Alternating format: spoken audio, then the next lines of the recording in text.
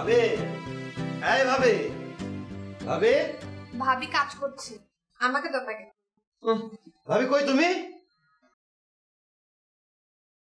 কি এমন চিৎকার করছো কেন? কই থাকো তুমি? আমি তোমাকে চিৎকার করে ডাকতে ডাকতে গলা ব্যথা করে ফেললাম। আরে ভাই রান্না করেছিলাম। আচ্ছা, রান্না করে কি করো সারাদিন তুমি? হাই, কি বলো রে এগুলা? রান্না করে কি করো মানে আমার কাজ আছে না? সেটা তো আছে। কি বলবা বলো, জলদি বলো।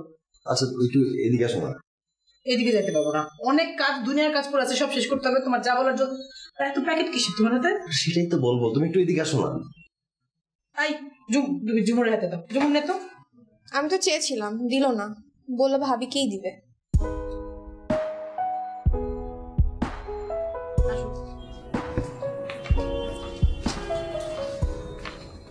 কি বলো, কি বিষয়? ভাবি, আমার চাকরি হয়েছে জানো? আরে আপনি তো আর আমাকে জানাননি, তারপর আমি জেনেছি আপনার ভাইয়া আমাকে জানিয়েছে। আরে আমি জানাইতেই চাইছিলাম, কিন্তু আসলে ভাইয়া এমন এক আনন্দের খবর দিল, আনন্দের আতিশয্যা সব ভুলে গেছি। তো সেই আনন্দের ঝালটা কি তুমি ঝুমুরের উপর ছেড়েছ?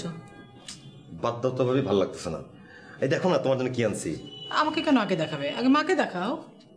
কিন্তু কোনো কিন্তু না, যা এনেছো আগে মার ঘরে নাও, মাকে দেখাও, তারপর অন্য কথা। আচ্ছা, তোমার আর ভাইয়ারটা রেখে যাই, আমি যাচ্ছি, সমস্যা নেই। মার জন্য তুমি যেটা এনেছো সেটা মাকে আগে দেবে, তারপর বাড়ির অন্য কার জন্য কি কি এনেছো সব তুমি মাকে দেখাবে, দেখানোর পরে যার যার জিনিস তার তার হাতে তুলে দেবে, ঠিক আছে? আচ্ছা, এরপরে তুমি আমার সাথে এসে দেখা করবে, তোমার সাথে আমার জরুরি কথা আছে। ওকে, চল। Thank you.